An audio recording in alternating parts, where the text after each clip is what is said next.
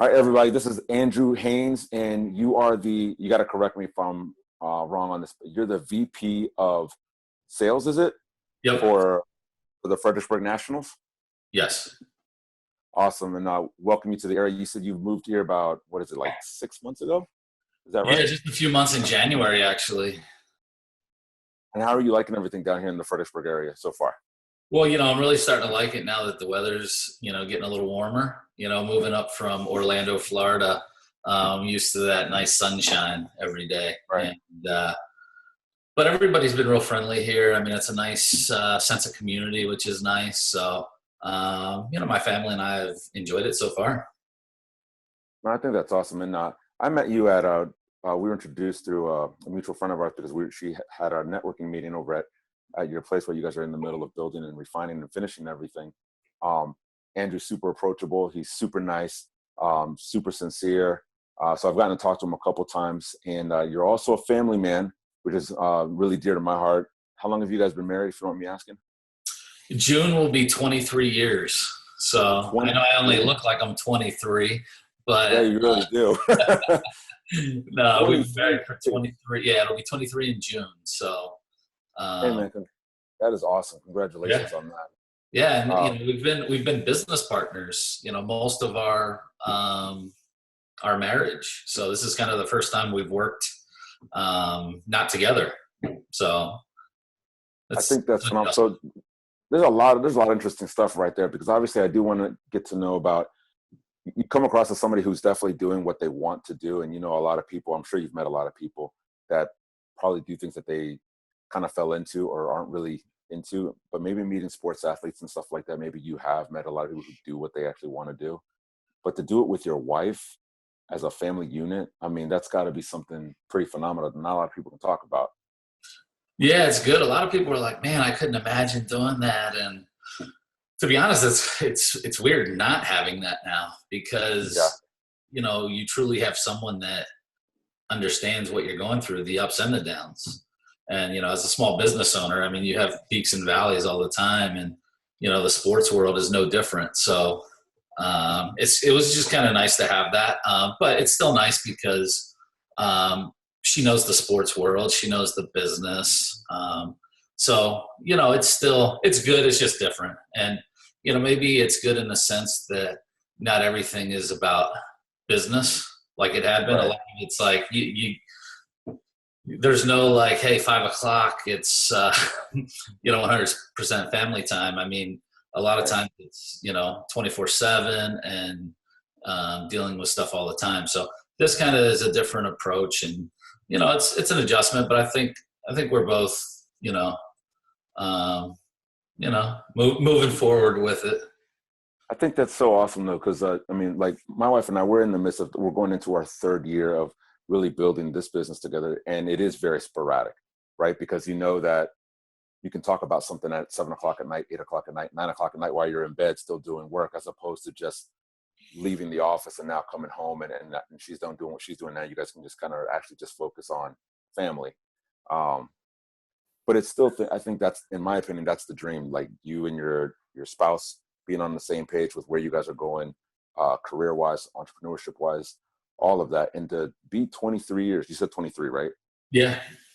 23, man. And to be still smiling and everything. I'm a believer. Trust me. Like we're hitting 14 years this May. So whenever I see anybody who's been married for such a long time and they're still smiling and everything like that, with us, it's like, it's the best thing that ever happened to me. And I can see that across your face too, that you like appreciate your wife and you love your marriage. And that's one of the other things that really drew me to want to get to know you better.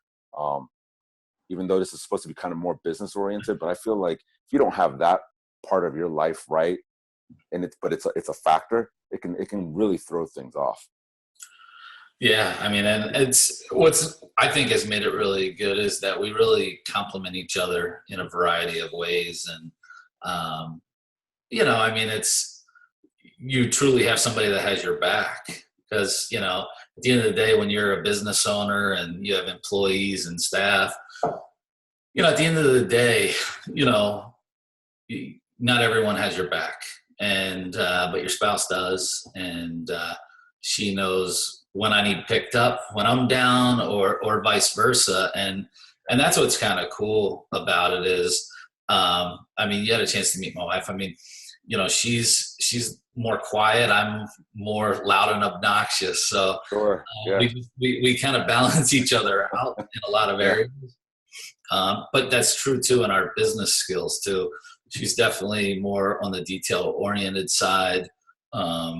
You know, making sure everything's, you know, dotted and crossed. And meanwhile, I'm going like 100 miles an hour. So it makes it fun. That's so crazy to hear. It's the same exact thing on this side, man. Like when we finally do make it to dinner, trust me, you and I are probably be the ones talking the most. And Right. she's used to it, and she's totally cool with it. She just is a little bit more reserved, but once you get talking to her, she does open up and kind and sweet and all that. But definitely, I'm definitely the talker in it also, man. And just like you said, your wife being on the detail side, but you're kind of just like, you know, expanding and all this other stuff. Same thing, man. She has to rein me in every now and then. You know what I mean? Yeah. Because I'm the squirrel running around. So she definitely, you know, does. So, and we've, you know, in our business career, we've really, we've been involved in a ton of different ventures. I mean, I consider myself like a serial entrepreneur. I love the startup phase of businesses. I love taking a struggling or underperforming business and building it up and flipping it. So a lot of my business stuff that I've done is more on the short term basis. It's more build up, flip. You know, a lot like, you know, real estate flippers, you know. That's really what I enjoy. The sports has always been kind of, you know, a passion of mine as well.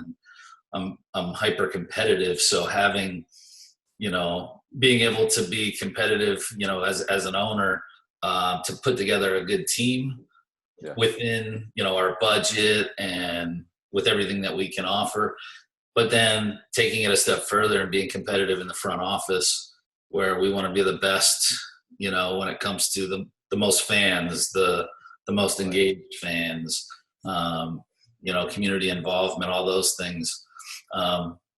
It's fun to be competitive with the other teams because it just helps push everyone to higher levels. No, so I just want to back up a second because you're talking about grabbing startups or small businesses and then flipping them. You're talking about kind of like small acquisitions? Yeah, so let's just say I'm always looking online for businesses for sale. I'm not looking for the business that somebody is, you know, had for 30 years and now all of a sudden they want to retire. They want to sell it for 10 times their earnings or something crazy. Right. I'm looking for the person who is either burnt out from it or realizes they don't have the skill set to make it work. But they've got a base built, and that's the ideal situation for me where, you know, I can find undervalued opportunities that I feel that my skill set will be able to enhance in a short period of time and position it to sell at, you know, a greater number. So, you know, I don't do as much of that now as I used to. I used to always do it. Now I'm getting a little older and a little more selective. You don't look it though, man. Nah. You don't look it. Like you do look like you're in your like early 20s, man. 25 tops, man. Right. That's what I'm saying. And this will be recorded, right? So I can clip that out. No, I think that's awesome. And I think that for driving this entire thing that's happening right now with the Fredericksburg Nationals, I imagine they would need somebody who has been in a lot of these different little situations, big situations, with various different people, various entities, and just to know how spotting that opportunity, because ultimately that's what being an entrepreneur is anyway, spotting the opportunity and figuring out how to really bring value and monetize it, but where everybody pretty much wins off of that. So to have you in the seat as VP of sales right now, I mean, I'm sure that the whole team is ecstatic, the whole management is ecstatic, and the ownership is ecstatic. What was that coming in like coming from Orlando, that whole scene? I know that scene's totally different than it is up here. I think it's a little bit more laid back up here, isn't it? Yeah, a lot more traffic down there. Everybody talks about the traffic here, but man, I-4 traffic. There's more down there? Oh, yeah. Oh, wow. Oh, yeah. This is, but then again, I mean, for my commute here, it's great because I'm right across the street. I mean, I can almost see the Expo Center and stadium. But no, I mean, it's definitely different. I mean, the biggest adjustment is I'm working for somebody else now. I mean, I think at the end of the day, I mean, what I'm doing is what I've always been doing, and that's, building relationships. I moved to this community. I didn't know anybody other than the 3 people that interviewed me, or 4 people. Wow. And so I didn't know any business people. I didn't know anyone. And I kind of like that because it forces me to get out and network, meet people. I mean, I genuinely enjoy that part of it, like building the relationships. Yeah. And, I think that's going to help. But, obviously it's not just me selling. I mean, in my role, I have a sales team and multiple departments that, report to me. But, a lot of those guys and gals are a little younger, or, have only been in it, or they're right out of college, or just a few years. So I think part of my job is to help bring the energy and motivation and training and support to help elevate the sales team that we have, because one person can't do it. I mean, it's just so much work, but it's so much fun. I mean, that's the bottom line. If I didn't enjoy it, it would feel like I have a job, and I really don't. I've never been one that the office hours are 9 to 5. Like I don't. Right. Even now, I'm still in there at 8:30 at the latest, and that's just because the office is closed. But it's whatever it takes to get the job done. And I was just going to say, like, Andrew and I've been trying to schedule this with him, and he's been so busy, which is why I'm super appreciative that he's taking the time out to do this now. But I mean, even when everybody was getting sent home and everybody's allowed to work from home and telework, Andrew was still actually at the office. He was still there, and he was still trying to ensure that everything's running. He's still carrying the load and feeling the weight, without literally, being able to do it from home. So I mean, what do you think drives that? I know that you're passionate about what you're doing right now, and I know that it's a lot of fun, and I know you're competitive. So, I mean, would those be the things that are driving you, or is there anything else? Yeah, I mean, I think that's a big one is, I mean, competitive. Whatever I do, I want to be the best.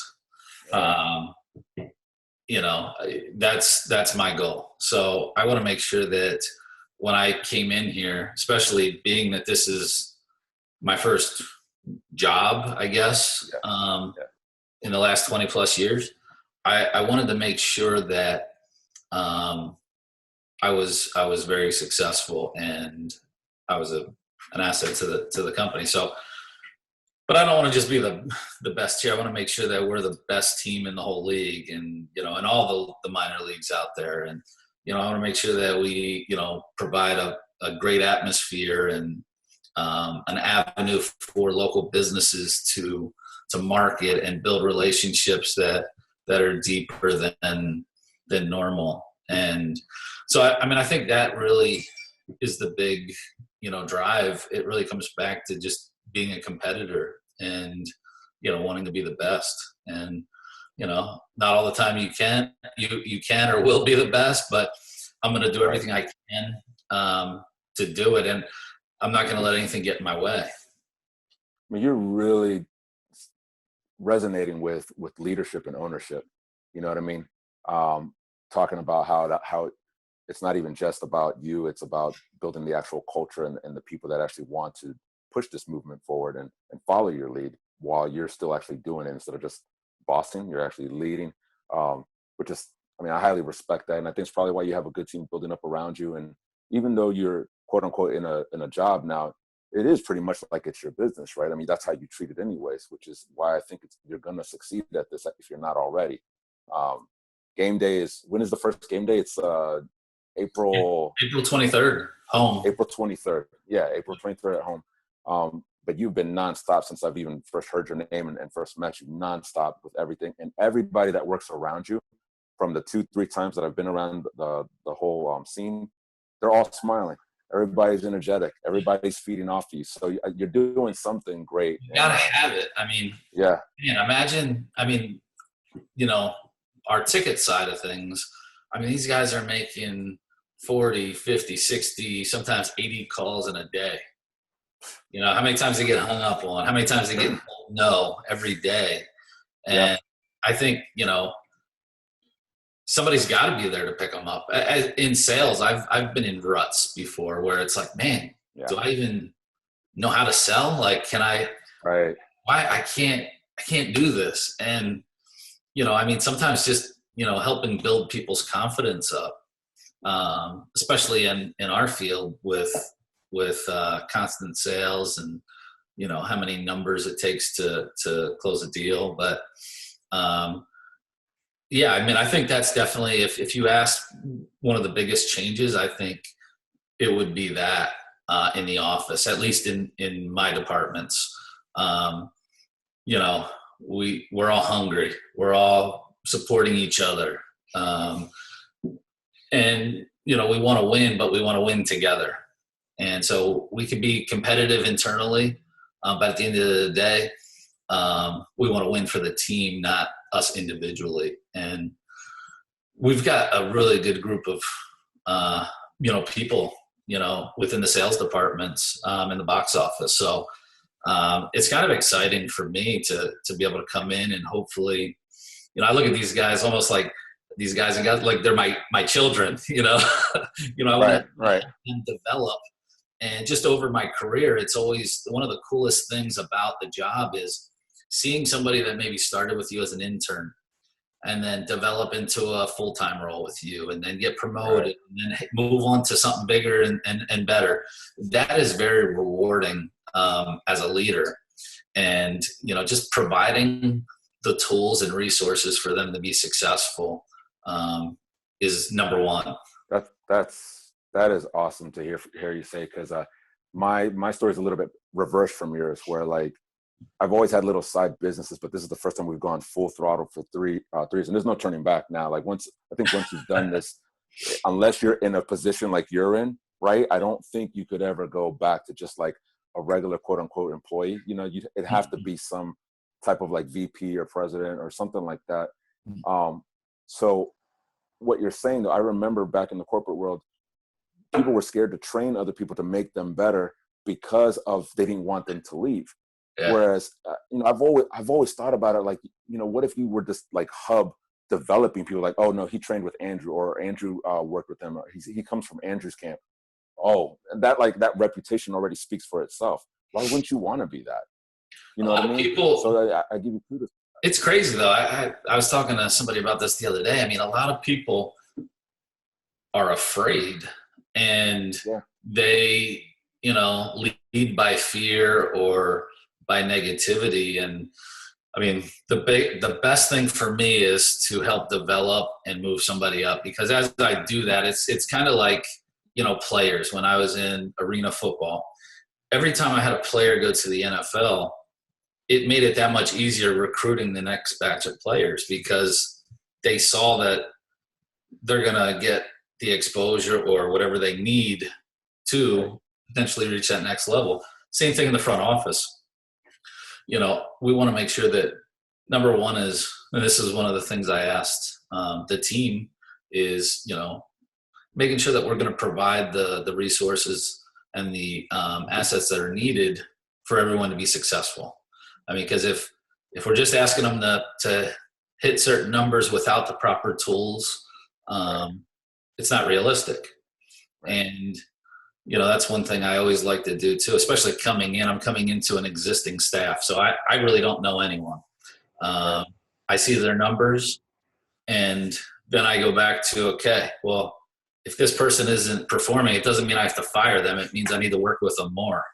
And, you know, you can, through that, you may determine that you need to move on from that person. But unless you really dive in and make sure that, you know, you give them everything that they need, then it falls back on the leadership. And so I always want to make sure that, you know, even in my role, I have a director and managers below me. So working with them on that leadership philosophy as well as, hey, look, don't point the finger. Their numbers are bad, because that's a reflection on you. and me. And so let's first make sure we do everything we can to get their numbers up, because then that's going to make us look like we're doing our jobs and 100%, man. So no, 100%. It's good that, they're slowly starting to, see, from a different, perspective. No, and your analogy about how you kind of look at them, even though you're not calling them kids, but you kind of look at them as like your children, like you're responsible for them. But I tell people all the time, if any of my kids, any of my 4 kids are a-holes out in that street, it's my fault, right? Yeah. The minute that they're 18, 21 or whatever, then that's a different story. They're out, doing their own thing. But if any of my teenager kids are out there and they're reckless or something like that, it is 100% on me. And I look at business the same exact way. So 100%. Mothership and leadership, husbandry, the whole entire thing. So I totally can appreciate that. And I know your team does too, man. Yeah, that's good. Just a quick, how you think about this. I mean, obviously you being very competitive, and you said you used to play football. So you've always chased the goal, right? You've always had the objective, I'm assuming, right? My wife often talks about that thing that you were talking about with the competitive nature, but she calls it the chase. Like, we like the chase. We like the to be in it and trying to accomplish this or accomplish that or accomplish this objective and this and that. And just like you, whenever I've gotten that, I'm sucking today. I'm not closing anything. Nobody's calling me back. And maybe you can comment on this as somebody who has been married, happily married, has had a successful career. For me, the simple fact that my wife is married to me is proof to me that anything's possible. So I wonder if, like, you look at things kind of the same way, or something different, maybe. Yeah, I mean, I do, and being a small business owner, I mean, it's such an emotional roller coaster, and you gotta be able to sit back and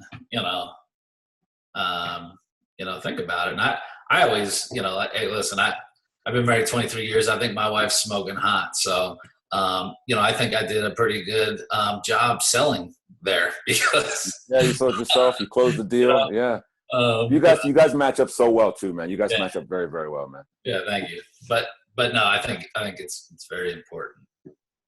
No, that's awesome. And are your kids, do you have a child or a couple children, or I don't really know? Yeah, so we have a 22-year-old daughter. She lives in Tampa. And we have a 16-year-old son who lives here with us.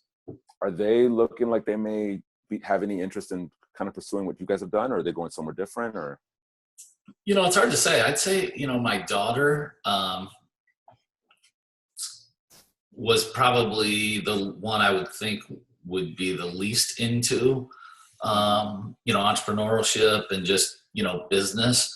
But I think as she's kind of gone to college and kind of been out in the real world, I think it's kind of like been a thought in her head. Just we've always kind of talked about businesses and ideas and things like that. So and then my son, he he used to be our team DJ for one of our teams. Oh, really? Okay, had his own website and logo, and he's nice. Got a he's like a mini me, so awesome. I think the bottom line is I think they both could be very successful. Sure. But like I tell them, it's a lot of work, and they know they have grown up with parents that own small businesses, so they've been through the highs and some of the lows, and like I tell them all the time is you have to have a plan. You have to educate yourself, and that's the one thing I constantly do is try to educate myself, talk to other smart people, because I'm definitely not the smartest guy in the room usually, but surround yourself with smart people and continue to be open-minded. Along those lines, which is all super great advice, that's a good segue into another thing I was going to ask you. Right now, because of everything that's going on around us, I have a strong feeling that there's going to be a lot of people who scoffed at the idea initially of ever trying to start their own business, or were too scared to start their own business, or even try to create something passively, whatever it is. I have a feeling that a lot of people are during this interim of situation, they're going to try to create something, or after this is all over and they don't want to have to go through it all over again. Sorry, I got my time right. My wife's letting me know how much more time I have. Sorry. Okay. That teamwork thing again. Oh, Andrew says hello, baby. She says hello. You guys will love her. She's, if you somewhat like me, you'll love her. Trust me. But what is something that you would say, given your experience, right? Obviously, somebody who doesn't have any experience other than their normal 9 to 5, and they've always had doubt, but now they're seeing that maybe they need to kind of step up for their own sake and their family's sake, but they have that doubt holding them back. They're fearful of it. And being an entrepreneur, the emotional highs and lows, you already hit on it. This person wants your position. They want to be VP of sales of some major brand, but they don't have the experience to do that yet. So whether it's going into business for themselves or to one day be in a position like yours, what would you tell them, like the key things that you think that they would really need to work on and start to develop? Well, I mean, I think, finding something that they have passion about, number one, definitely will help. But just networking and, finding a mentor, finding somebody that, I really enjoy talking to people who are looking to start businesses or are in early stage of businesses, because I mean, I've literally been, I've learned so many lessons the hard way. So, and for me, I think I probably needed to really, get through. But I mean, man, I've had some huge successes, and I've also had some great failures. So were you a stubborn guy, like earlier on? Oh, I'm still a stubborn guy. There's too much in common with that, man. My wife and your wife probably have a field day with that one. Oh yeah. Don't let them get started. That'll be an all night thing, I'm sure. Yeah, that's hilarious. No, but yeah, it's but I think that's one of those facets that make, I don't know if you'd call it a great entrepreneur or maybe a resilient one, because like you said, you have to stick through a lot of things and you learn as you go. That's like the beauty of it. That really is, like, I think the beauty and like the chaos of it. Yeah. But I think that's also one of the things that we look forward to. My brother once told me, he's like, you like drama and problems. Like, no, I really don't. Like, I don't like drama at all. Void it completely. Right. But I definitely love problem solving, and it's kind of like, well, since you like problem solving, here's another problem. Here's another problem. You know what I mean? And it's just, you grow as you overcome those things. You know what I mean? Well, and that was going to be the last thing I added, because I think what you just said, I mean, problem solving is probably the number one skill you need, in my opinion. Almost everything else you can somewhat learn, but you have to be able to problem solve effectively. And I think that's what I've learned over the years, just from trial and error. But problem solving is definitely an important facet. No, I love it. And I appreciate you giving me those, and all of them are like phenomenal. And you just hit them without, like, you said, mentoring, the problem solving, everything was just without missing a beat. So, like, I appreciate the insight on that. And I'm sure anybody watching this who's thinking about what I'm talking about is going to appreciate it as well.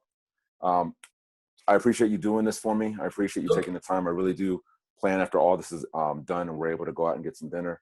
I definitely would love for our ladies to meet. And sorry, she's letting me know. See, they're on the little details. They're saying, otherwise, you want to poke your head in and say, come here, come say hi real quick. Come say hi real quick. Say hi to Andrew. We're going to have dinner at some point anyways. I don't know if there she is. Yeah, okay. Hey. No, so I really do appreciate it. Let me know, and let anybody else watching this right now, what is it that would help you guys the most right now when it comes to the Fredericksburg Nationals? Anything that they need to know that maybe somebody just coming across that doesn't even know that baseball was coming to town? Hopefully everybody knows now, but no, I mean, I think right. The best thing is, check out the website, frednats.com. Make sure you're following us on all the social media. You'll be able to just type in Fredericksburg Nationals. It will pop up everywhere. But that's a great way to stay in touch with what we're doing. But we are building a $35 million privately funded stadium, and it's going to be state of the art. It's the construction is unreal. You were out there maybe a month ago, and it's way beyond that. So it's definitely a good time. We just announced Gus, our mascot, last week. But we have a lot of good stuff going on. I mean, obviously we don't know what's going to happen with the virus stuff, but we're continuing to push forward as if, we're playing on schedule, and when things change, we'll adjust from there. But I mean, the team in the community, I look at it, it's a community asset. And whether you like baseball or not, I encourage people to come check it out. It's going to be a fun time to just come out. There's a lot of social areas if you don't like baseball. So everyone should have a good time out there. It's going to be great for the city and the region. Appreciate that. And what if somebody wants to get a hold of you, whether it's for just to follow you, to talk to you, to just reach out to you, to offer services, to find out more about you? I mean, anything. Are you okay with giving some type of contact? Is LinkedIn the best, or is Instagram? Yeah, I mean, I think, LinkedIn, Andrew Haines, social media, Andrew G. Haines. I've got a personal website, andrewghaines.com. So any of those areas are good ways to reach out to me and connect. I'd love to meet more people. You're a solid guy, man. I really appreciate you. And I hope the best that you guys continue to stay healthy, and don't forget to sleep. I know that doesn't make sense, but I mean, I figured out that that's pretty important once in a while. Yeah. So I appreciate you, man. I'm looking forward to when we actually get a chance to hang out. Yeah, no, it's going to be fun. So appreciate you having me on. It was fun. Look forward to, being able to go to dinner sometime soon. Seriously. No lie. I'm tired of takeout. All right. Yeah, you and I both do. Thankfully the girls know how to cook. I do not know how to cook, and they have not let me cook yet. So, looking forward to it. But thanks so much, man. I really do appreciate it, and we'll definitely stay in touch. All right, sounds good. See you. All right.